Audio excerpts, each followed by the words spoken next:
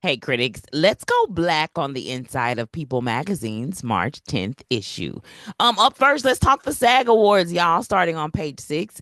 Kiki Palmer donned the red carpet in the same Chanel dress that Jamie Lee Curtis wore back in 1986, and she looked fabulous, darling. Fabulous. Is that Kiki Kiki Kiki? Is that Kiki? You know how she told Meg the Stallion, "Is that my girl? I know that's not the Stallion." I don't know why in that particular moment when I read that sentence, that's what it literally made me think of. So shout out to Kiki Palmer as well. She also won Entertainer of the Year award at the NAACP Awards, which I'll talk about here in a few minutes. And the gorgeous Jessica Williams was indirectly video bombed by Harrison Ford, who was snacking on some crackers during the opening segment that she was a part of. What's wrong with you, Harrison? He just wanted to be in the everybody want to be in the camera with the black woman. Everybody wants to be in the camera with us. Either they want to be us in the camera with us, weighing in on our life, what we should and shouldn't do. Shout out to black women around the world. And the after party cameraman caught a moment between Abbott Elementary's Quinta Bronson as well as Cheryl Lee Ralph making jokes with Danielle Deadweiler at People and Audie's SAG After Party Gala in LA on February the 23rd. And now, of course, I was talking about Kiki winning Entertainer of the Year at the NAACP Awards, but special shout outs of Jennifer Hudson for her win for Outstanding Talk Series for her show, The Jennifer Hudson Show, right? And since I mentioned, of course, the NAACP Awards, I might as well just go and get into it. So let's talk about some of the winners. I spoke on the previous episode about some of the awards that have been given out already at the virtual pre-show that was hosted by that chick Angel and her husband Marcus Tanksley. But let's talk about those who also took home awards during the show, including, of course, Kiki Palmer for Entertainer of the Year. Outstanding Motion Picture went to the six 888 along with Kerry Washington, complimenting the win with her Outstanding Actress in a Motion Picture win for her role in the film. Outstanding Actor went to Martin Lawrence for Bad Boys Ride or Die. Outstanding Actress in a Drama Series went to Queen Latifah. And while Queen, of course, I talked about this before, has typically hosted the show for a couple of years. It's nice to see her have a little bit of a break and also receive an amazing award, Outstanding Actress in a Drama Series.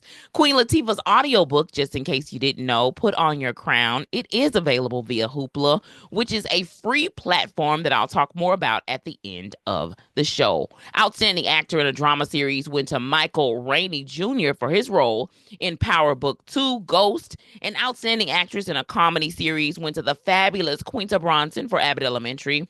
And Quinta's book, She Memes Well, is also available on Hoopla via ebook. It's on that platform. I also forgot to mention that Kiki Palmer's latest book, it's also available on Hoopla. And again, stick around so I can tell you how you can access Hoopla, the platform, for free and listen to those resources. Damon Wayans, he took home Outstanding Actor in a Comedy Series along with the Wayans family. They were actually inducted into the NAACP's Hall of Fame, if I'm not mistaken. I think they have a Wall of Fame, the Hall of Fame. The entire family basically posted up and was given the award for their impact over the years as it pertains to their work in the industry. Not Like Us by Kendrick Lamar won for Outstanding Music Video as well as Visual Album. And the album is also available via Hoopla. Wicked, the soundtrack, won for Outstanding Soundtrack Compilation Album, also on the Hoopla platform. Residuals by Chris Brown took home Outstanding Soul R&B Song.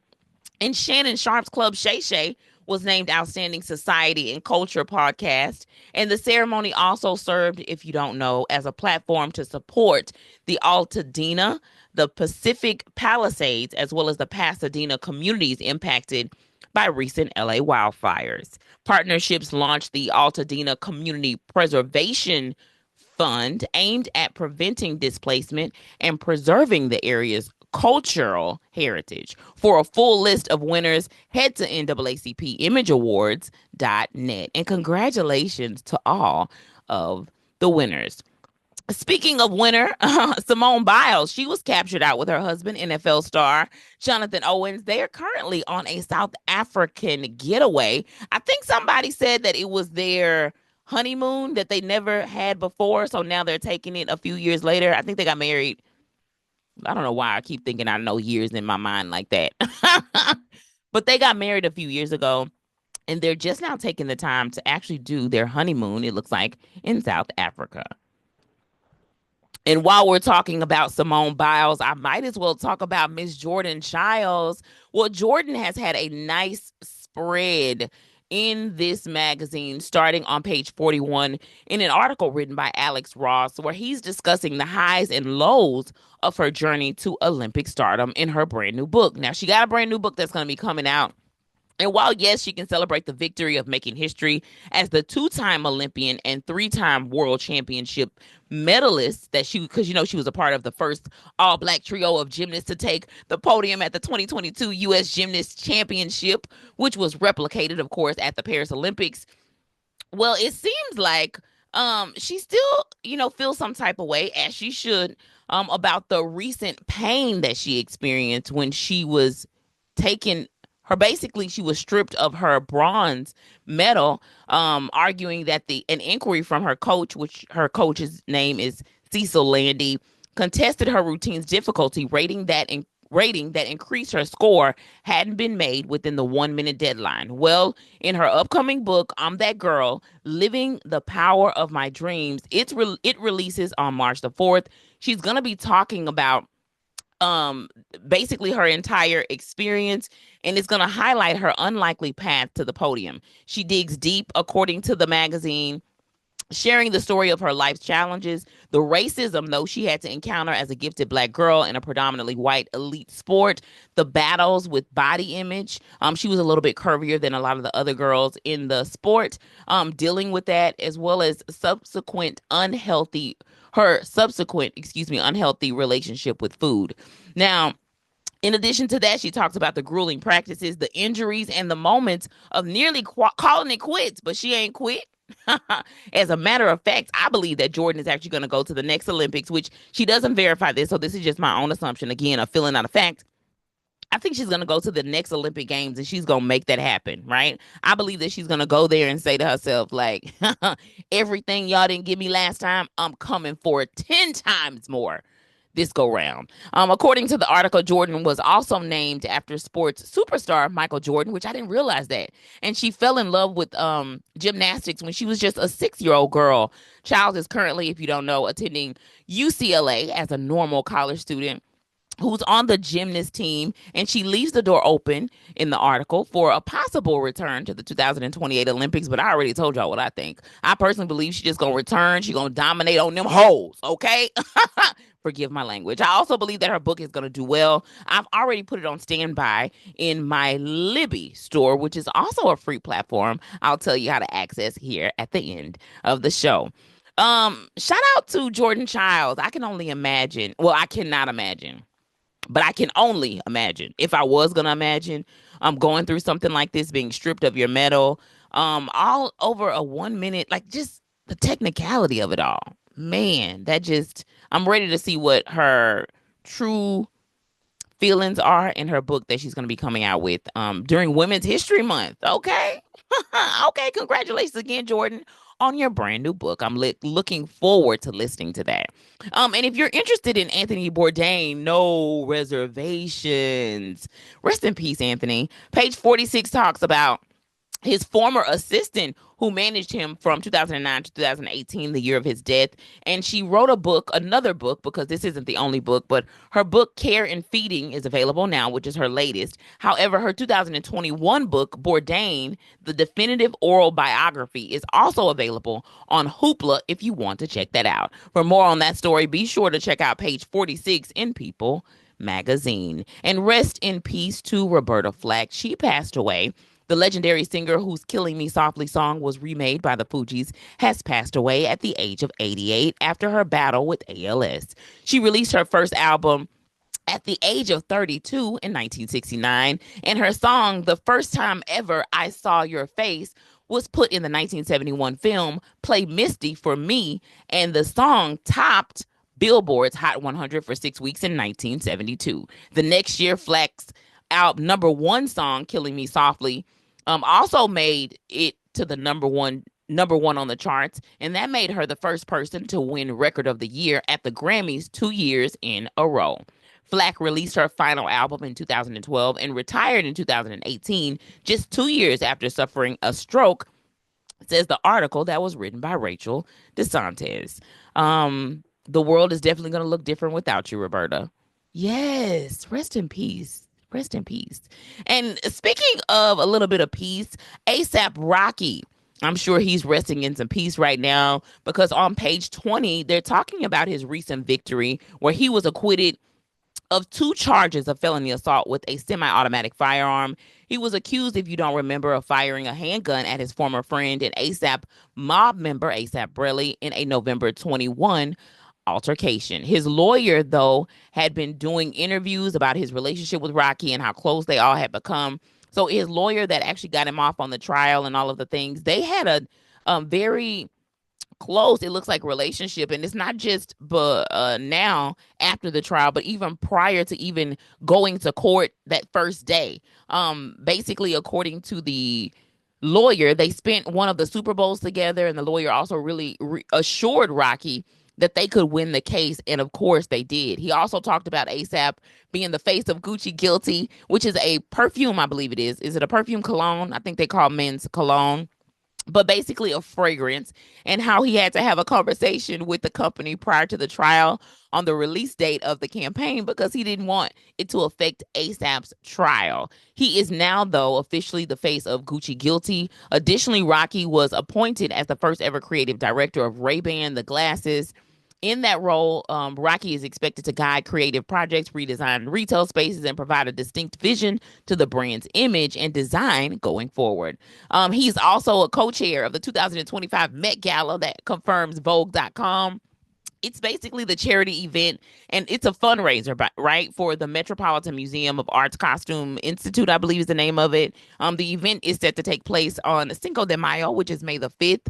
And I'm just happy that his children is not going to have to navigate their relationship with Rocky behind bars, because that can be a drag within itself. Congratulations again to ASAP Rocky, Rihanna, RZA, Riot, along with the rest of the immediate family and friends. And speaking of Rihanna, we're supposed to call her Rihanna, but she don't mind.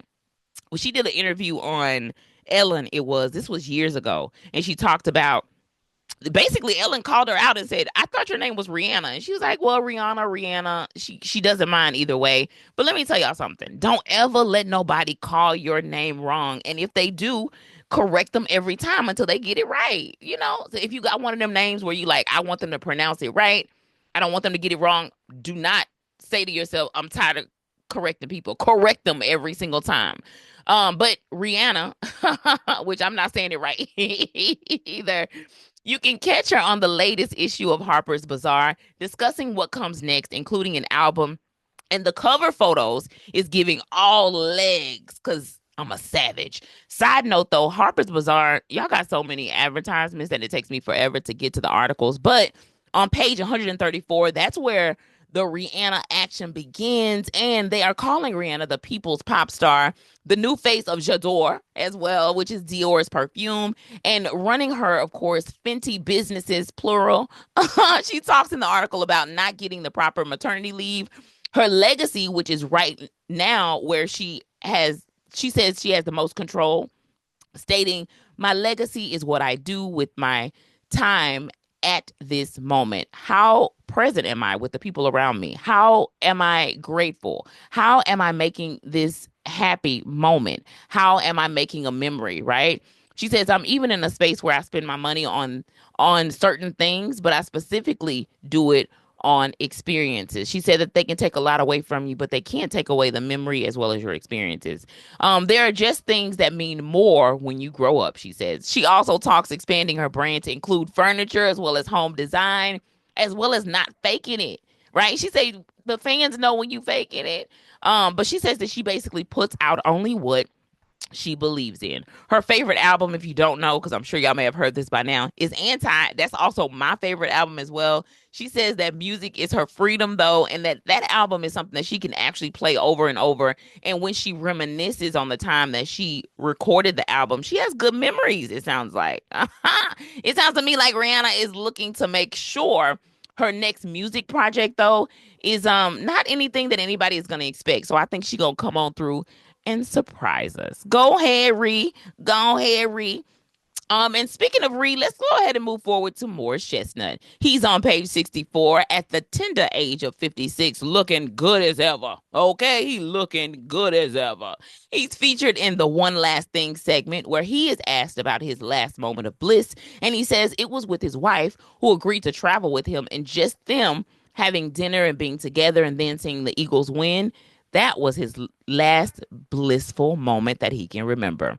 He also says that his wife is afraid of flying, which is the reason that she don't really travel much with him. I don't think you should have put that out there. Don't tell people that your wife don't travel much with you, Morris. We ain't trying to leave the door open for nothing and nobody. Okay? Let me not speak for somebody else's husband. Okay, I can only speak for myself. Well, just as a reminder, most magazines and books that was mentioned today is sourced through Hoopla, which is a free streaming platform made possible through your local library. Here at the Critic Chronicles, our goal is to provide quality but juicy content from websites, digital magazines, and tabloids, most of which are sourced through our public library. Research from the National Library of Medicine show that there are an estimated 17,000 public libraries nationwide, totaling 4 million visits each day. Public libraries are civic organizations that are committed to providing invaluable resources beyond books that are free and open to the public. Get your library card to access thousands of resources today. Now, before I leave, I just want to let y'all know I think I'm coming down a little bit. My throat is feeling a little bit tingly, so if I miss out on doing an episode this weekend, no worries. I'll definitely make it up in the weeks to come. That will be the goal. But again, my goal is to give y'all at least one show, one episode per week. And then anything else in there is basically a bonus. But if I get sick and I lose my voice, y'all, I can't talk to y'all. But I could. But then I would sound like Oscar the Grouch. Y'all don't want to hear that, do y'all? Me on here saying it sounding like this. Y'all. But if my voice is good, no worries. I'll come back this weekend with another show. Plus, we're exiting out of Black History Month into Women's History Month, starting officially what, tomorrow? Tomorrow. I'll stop there, y'all. Thanks for tuning in to the Critic Chronicles YouTube channel where you get commentary reviews and tabloid news. Be sure to like this video, subscribe to this channel, and hit that notification bell so you never miss an upload.